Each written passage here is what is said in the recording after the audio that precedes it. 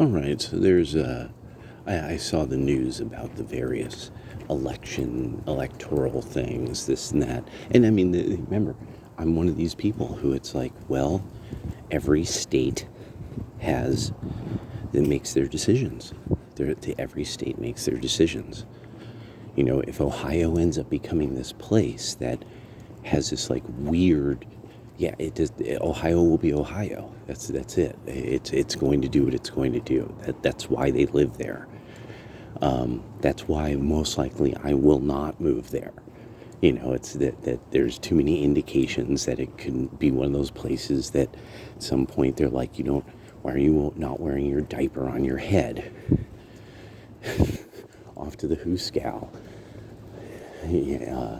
So the Black American end of the walk-away movement has caught my interest because of specific statements that some of these people are saying in their videos. And I think, like, when it comes to the Democratic Party and them trying to keep people, things like that, this really becomes something that it's like, okay, is this or is this not important to you?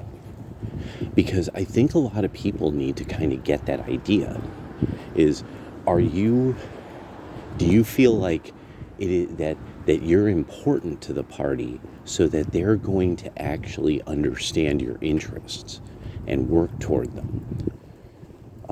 Or do you have just such differing interests that really it's not the party that it's just not a party that speaks for your interests? I mean, like, that's fair. I mean, like, you might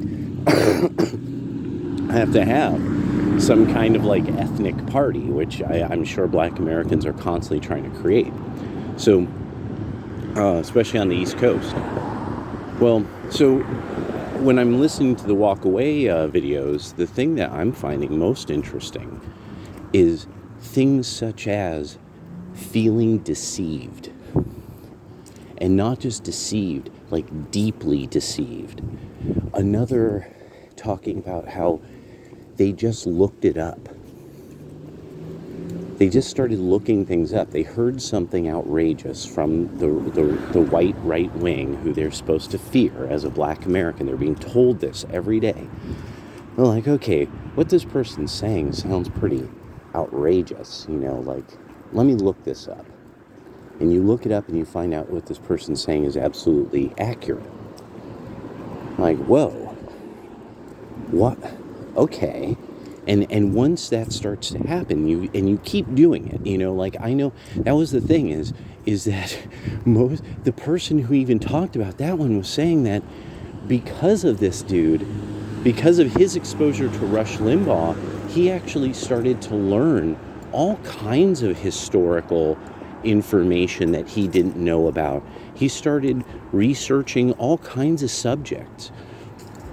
This was the same thing for me when I found people like Stefan Molyneux and others like that I'm like, I think I know what you're talking about. And I would take a look and be like, oh, okay, well, let me read this. And then I'd find some citation that was so good. And I'm like, okay, this author's name has come up before in some YouTube video. Let me take a look. And I'll look at, and there's the book. It's on Amazon.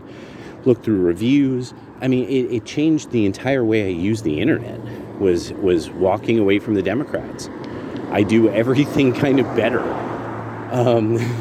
But one of the things I really thought was interesting was that idea of that you're having people say, I think the party itself deceived me all my life. That's not good. You don't get back. Nobody ever comes back to a movement or anything. That's the end of. That's when you leave your church. That's when you leave your family. That's when you're like, I think I was being lied to my entire life. Well, a lot of these videos had that kind of sentiment going with them. That these were people who were saying, I feel like I was deceived my whole life. I think I was being lied to my whole life. I can never go back. That's betrayal. Betrayal is one of those emotional things that it's like people don't forgive that. They avoid the person who betrays them forever or as much as possible.